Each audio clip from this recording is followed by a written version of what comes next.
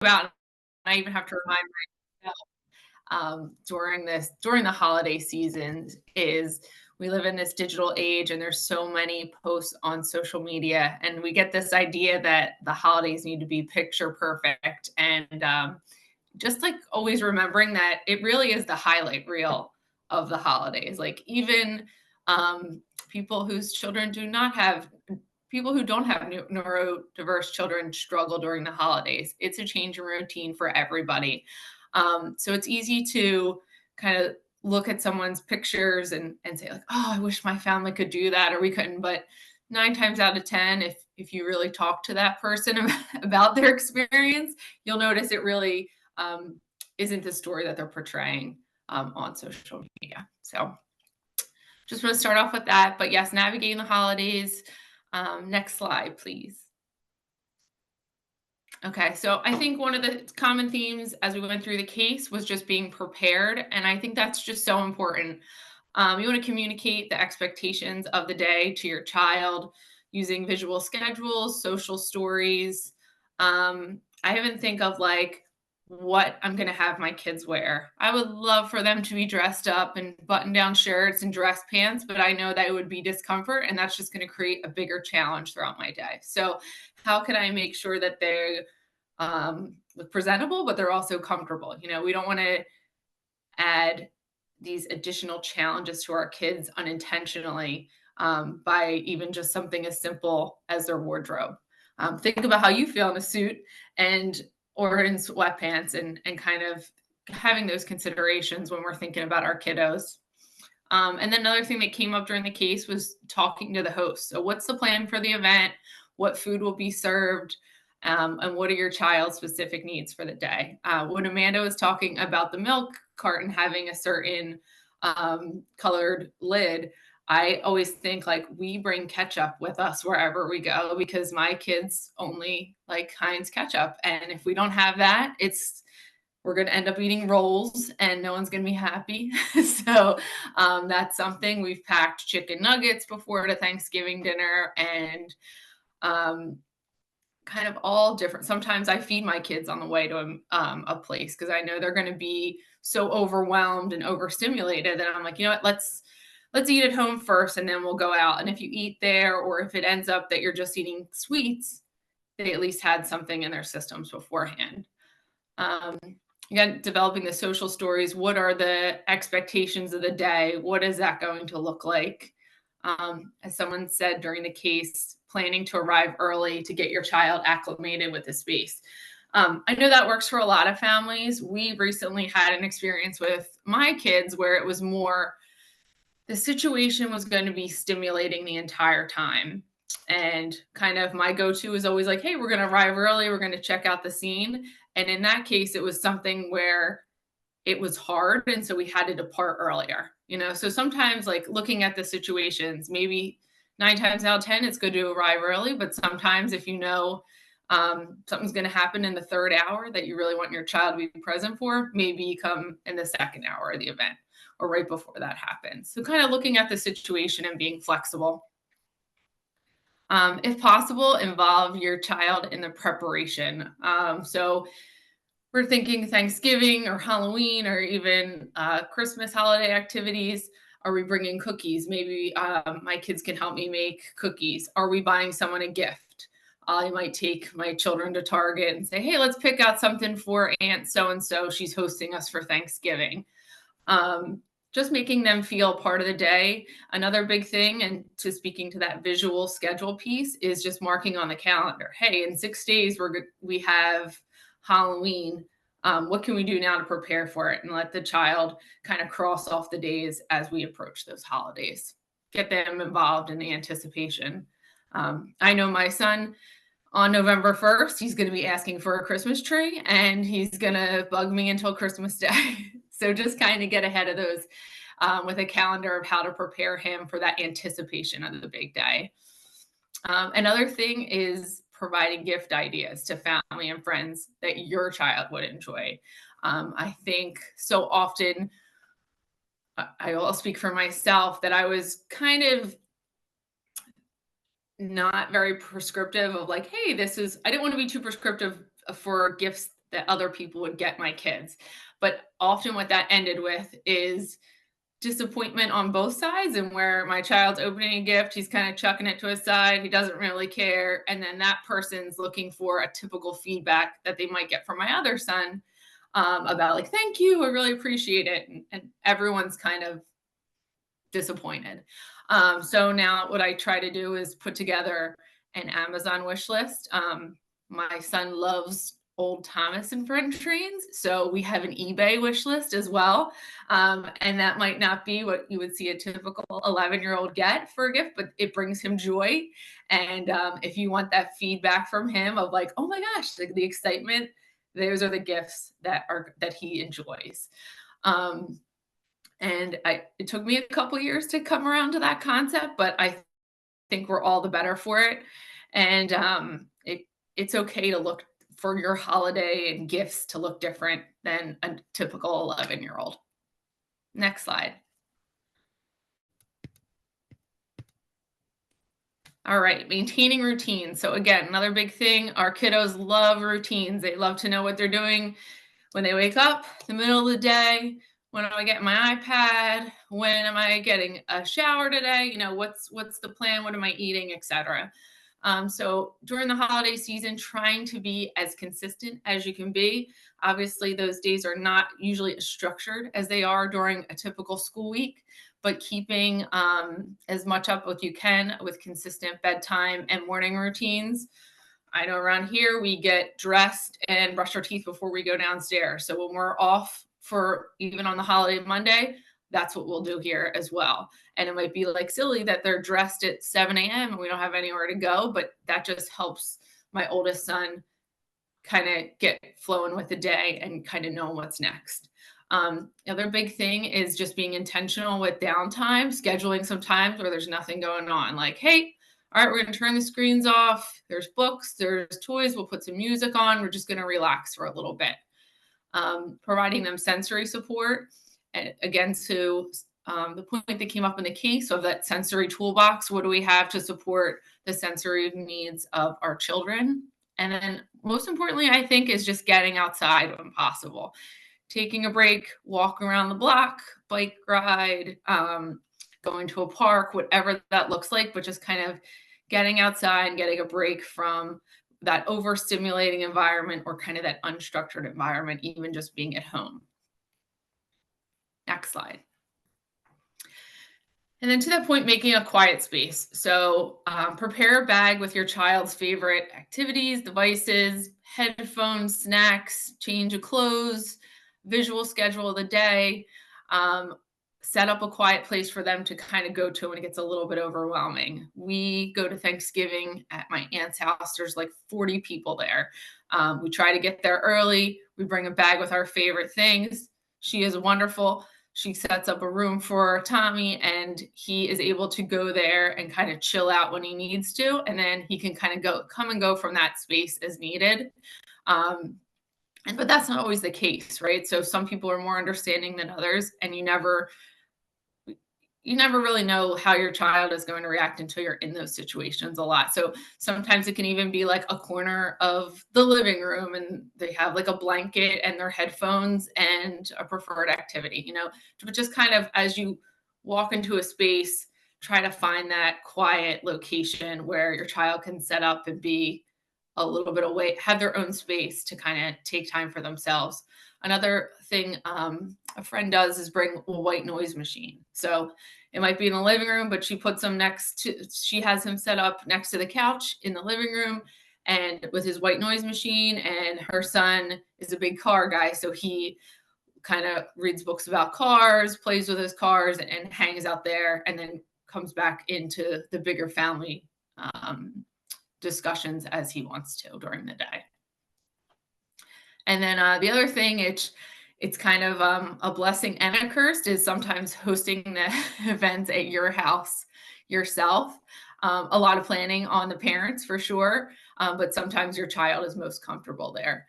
I know some of the holidays we host, my son again he can go to his room, he can go in the basement, he has all his preferred toys. So it's a lot to host people, but also we're not worried about forgetting some of his comfort items because they're all right there. Next slide. All right. Having an exit strategy. So if you're at an event and it's not going well, kind of what is your plan B? Is the entire family going to leave together? Is someone going to stay with your other children? If you have other children, kind of what's your plan and knowing that plan when you walk into the event. Recently, my kids went to a baseball game and we all arrived as a family. My older son was having a hard time. My younger son wanted to stay. We were lucky enough to live close enough to the stadium where quickly came up with a plan that say, okay, I'm going to take him home. You guys stay here with the car. We'll Uber back to our house. But sometimes that's not an option. An Uber is not an option. So before you even go to that activity, should we take two cars? What are we going to do? And then also just like knowing your child's triggers and kind of keeping an eye and observing them, kind of knowing when it's time to go. There are a couple things that my child does that I know, like, hey, we got about 10 minutes. We got to get out of here, or we're going to have a meltdown. We're going to have a hard time. Another idea someone shared with me was having a code word.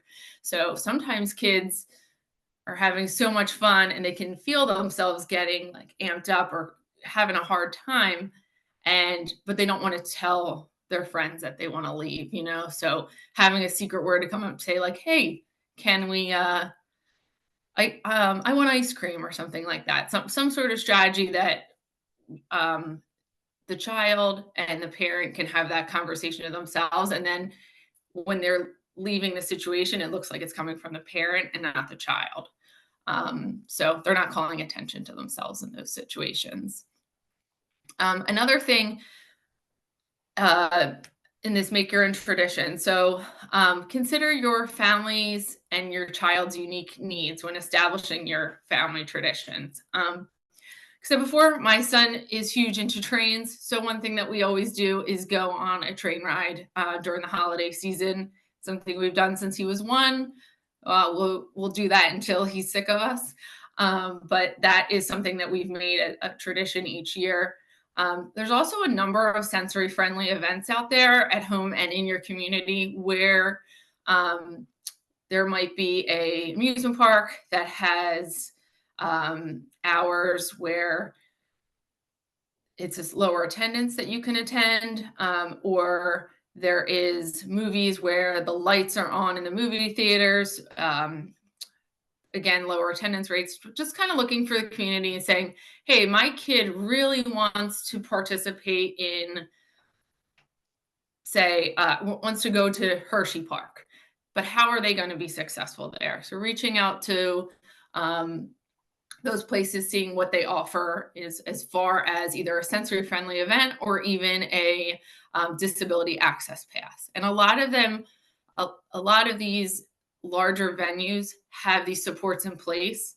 You can argue that they're not very well advertised, but when you reach out, you'd be surprised at the resources that are available to you. So I guess I'm just saying that as always, don't ever think that you can't do something. There's usually are supports that can make your family successful in that situation if it's something important to you that you want to pursue. Another thing I spoke to on the last slide was just divide and conquer. Sometimes I know my son's not going to be successful, so my husband and I divide up, or we have the grandparents hang with him, and we'll participate in something that we know my other child will really love and will make his holiday better. And that's okay. You really have to juggle the needs of your family and do what's best for them. And then kind of back to the other thing, incorporating your child's special interests into the holiday. Like I said, we do the train rides. We have train ornaments everywhere. We have a train under our Christmas tree. We're all in on trains. Hopefully he doesn't get any more special interests that are different than that. And then also think outside the box. Traditions don't have to be traditional. anything that makes you happy and brings your family joy is can be your own tradition. It doesn't have to look like someone else's Instagram perfect memory. Next slide. All right. And before I go into keep in mind, one thing just as we were walking through the case that I was thinking about was even school, right? So can be challenging during the holidays as well because it's a lot of people coming in to read, parties, etc. So reaching out to the school in general, if you know there is a Halloween party, Thanksgiving feast, whatever that looks like, asking the teachers, can you give me the plan of the day? What snacks are going to be served? And trying to set your child up for success in those environments as well. I know one thing I like to do is if my schedule allows, I try to volunteer that day so I can help be a support person in that room for my child.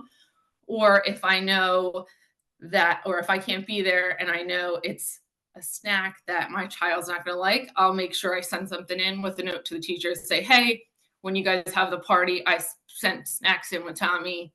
They're in his bag, be able to reach them. Or even if it's a craft that they don't want to do or something like that. But again, just kind of being involved and asking those questions so you can making those events successful for your child. And then I know I've been talking a lot. Last but not least, just keep in mind the holiday season can be challenging for everyone. Changes in routine, anxiety tied to anticipation, sensory overload can cause extra stress to a child with autism and also us as parents. And so know that it's okay to say no sometimes. There's so much pressure with participating in everything. There are a lot of events with extended family, and it's okay to say no. I know this isn't going to work for me and appreciate you thinking of us, but we just can't do that. And you know your child better than anyone. So know that when you're responding to different activities that people want you to participate in.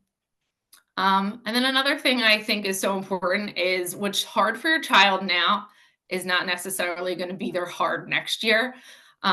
So be open to try new experiences. I always say we try everything at least once in our house. Sometimes we walk out like ready to cry. Sometimes we walk out laughing for how ridiculous it is. And sometimes we're pleasantly surprised at how successful everyone was in that outing activity, etc. So don't be afraid to try new experiences. And then I think most importantly is don't be afraid to ask for help when needed. You need to prioritize taking care of yourself as well as your family. Some family friends don't understand autism, and they're almost afraid to ask questions about how to support you. And I think it's so important that if you're in a situation, you know you're going to need some support in different ways to kind of explain that situation to them and ask for help.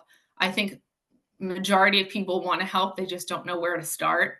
And if you can give them direction, even as uncomfortable as that might feel, it will benefit you and your family in the long run. And I think that's it. Great. Thank you so much, Monica. I love all these ideas that you share every time you give this talk. So the poll questions hopefully are going to pop up. Meg, I'm not seeing them on my end.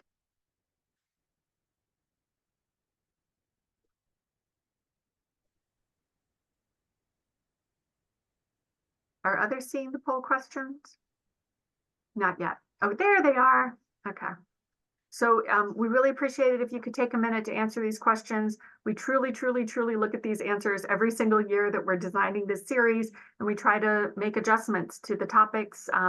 If people really, really like a topic, we do it again. If people were kind of meh about it, then we may switch to something else, especially if you type in some suggestions to us. So we really appreciate any feedback you can give us today. We also have a few minutes if anyone does want to unmute and ask a question or type a question into the chat. I know it's a small group today, but we are glad that you're here because this is a topic that comes up a lot for all of us that work with families and patients.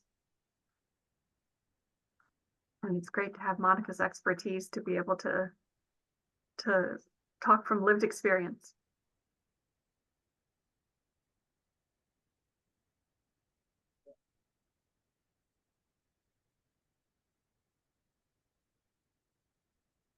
Leave the poll questions up for a few more minutes.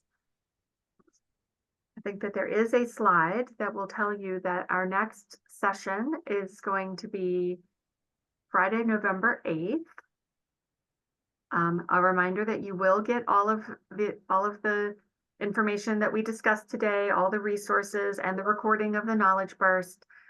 Those will come to you in your email. But in November, we're going to talk about making and fostering relationships. So I'm really excited to talk about this topic, because I think that anyone that lives with or works with people on the spectrum knows that it takes a village.